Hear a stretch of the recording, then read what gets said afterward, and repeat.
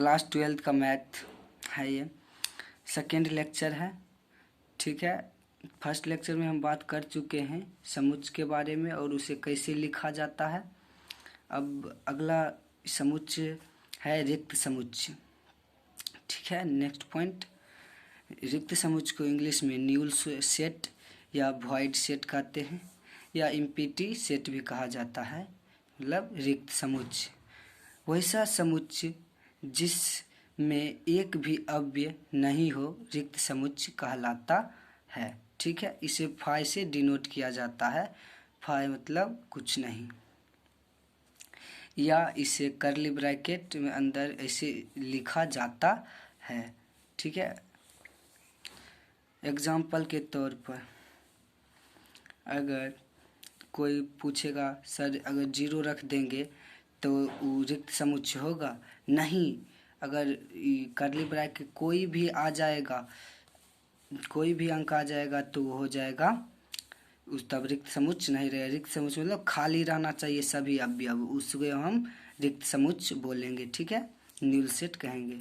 Example में 2 से विभाजित होने वाली विषम संख्याओं का संग्रह। ठीक है, 2 से विभाजित होने वाली विषम संख्याओं का संग्रह, बोलिए कौन समुच्चय है? रिक्त समुच्चय है, क्योंकि इसमें एक भी अव्यय नहीं आएगा। कोई भी विषम संख्या 2 से विभाजित होगा नहीं ना, इसीलिए ये रिक्त समुच्चय है। ओके, नेक्स्ट को डाउट, अगर कोई डाउट हो तो डिस्क्रिप्शन में कमेंट करके पूछ सकते हैं। ओके, आगे बढ़ते हैं। आगे हम छोटा छोटा टॉपिक बता देते हैं ताकि आगे दिक्कत ना हो। ठीक है, तो सम संख्या हम देखते हैं किसे कहते हैं? Even number. आप लोग सोचते होंगे हमें तो सम संख्या आ रहा है, फिर भी देखिए इसमें कुछ टॉपिक अलग है। वैसा संख्या जो 2 से पूर्णतः विभाजित हो इवन नंबर कहलाता है। ठीक है, मतलब सम संख्या कहलाता है। सम संख्या 0, 2, 4, 6, 8, 10, 12 सब सम संख्या कहलाता है। -2, -4, -6। ठीक है, ओके। आप बोलेंगे सर जीरो भी सम संख्या? हम बोलेंगे हाँ। अब आप लोग पूछेगा 0 सम संख्या कैसे है, तो हम इसको प्रूव करके दिखाएंगे कि 0 सम संख्या कैसे है। ठीक है, देखते हैं प्रूफ इसका। ये 2 प्रूफ मैंने बनाया है, देखिए first proof and second proof. First proof में आप देखिए -1 का स्क्वायर कीजिए, इसका मान कितना आएगा? +1। फिर -1 पर अगर 4 दीजिए फिर आएगा प्लस, फिर इस पर 6 दीजिए +1, 8 दीजिए +1, 10 दीजिए +1। आप क्या देख रहे हैं? सभी पावर पर सम संख्या रखने पर मान निकल रहा है +1 +1 +1। ठीक है, अगर -1 पावर सम संख्या बराबर +1 होता है। ठीक है, तो -1 पर पावर 0 भी दे देंगे तो कितना निकल जाएगा? +1। इसीलिए 0 क्या हो गया? सम संख्या हो गया। फर्स्ट प्रूफ देख लिए। इसको 2 लगातार संख्याओं का गुणनफल सदैव इवन नंबर होता है। सामान्य रूप 2n। सम संख्या का सामान्य रूप 2n होता है। ठीक है, हम पीछे नहीं बताए थे। 2 लगातार संख्याओं का गुणनफल सदैव इवन नंबर होता है। आप कोई भी 2 संख्या ले लीजिए, उसको जब मल्टीपल कीजिएगा गुना तो सम संख्या आएगा। ठीक है, इस टॉपिक से भटक गए थे। अब देखिए सेकेंड प्रूफ इसका क्या है, देखते हैं। 2 लगातार विषम संख्याओं के बीच एक सम संख्या, 0 सम संख्या कैसे है उसका सेकेंड प्रूफ दिखाते हैं। ठीक है, एक रेखा खींचते हैं और 2 लगातार क्या कर रहे हैं? विषम संख्याओं के बीच एक सम संख्या होता है। ठीक है, तो यहाँ से लेते हैं, जैसे यहाँ 5, यहाँ -1 धर दिए, 1 धर दिए, 3 धर दिए, 5 धर दिए, 7 रख दिए। सब क्या है? विषम संख्या हम रखे हैं। ठीक है, और 5, 7 के बीच में कितना आएगा अंक? 6 आएगा। तो 6 क्या सम संख्या है? तो अपना ये कॉन्सेप्ट जो लिखे हैं हम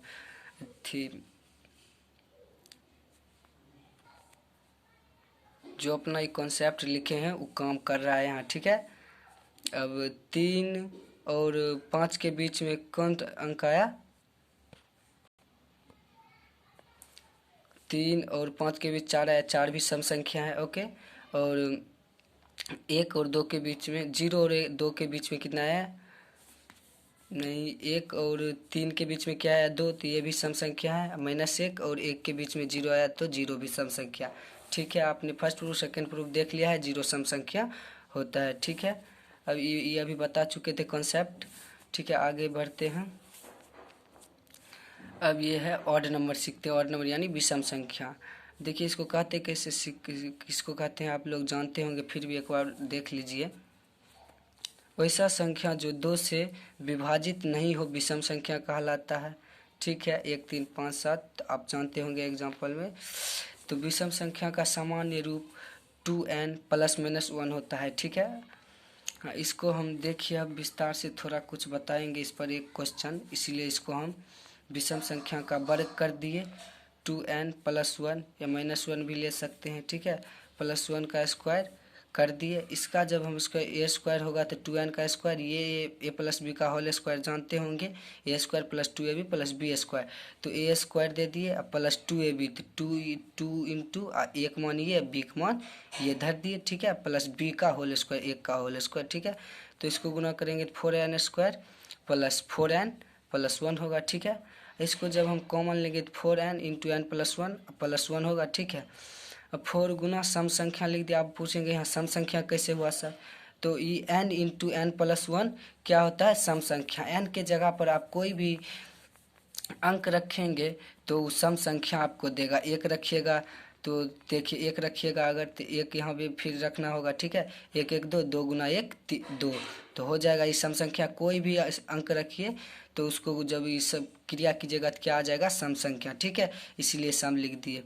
तो 4 गुना 2n + 1। आप पूछेगा 2n काहे सर लिख दिए, तो 2n हम इसीलिए लिखे क्योंकि सम संख्या का सामान्य रूप 2n हम आपको बताए थे। ठीक है, इसलिए 2n लिखे। तो इसको मल्टीपल करेंगे तो 8n + 1 हुआ। ठीक है, अपना लोग का यहाँ से जो ये हल करके निकाले, यहाँ से अपना एक कॉन्सेप्ट बन गया कि विषम संख्या के वर्ग को 8 से भाग देने पर शेष 1 आता है। ठीक है, होता है। ये विषम संख्या हुआ, इसका वर्ग किया, 8 से भाग देंगे तो शेष 1 आया, +1 लिखा है, समझा। ठीक है, तो जैसे क्वेश्चन में ले लिए इतना अंक सब है, सब 2 4 3 4 6 0 0 सब अंक। इसका स्क्वायर को 8 से भाग देने पर शेष क्या होगा। ठीक है, तो अभी हम आपको कॉन्सेप्ट में बताए थे, 8 से भाग देने पर विषम संख्या के वर्ग को 8 से भाग देने पर शेष कितना आता है, 1 आता है। ठीक है, तो उसको स्क्वायर करने पर 8 से भाग देने पर शेष क्या होगा, 1 होगा। ठीक है, अब नेक्स्ट लेक्चर में मिलेंगे। ओके।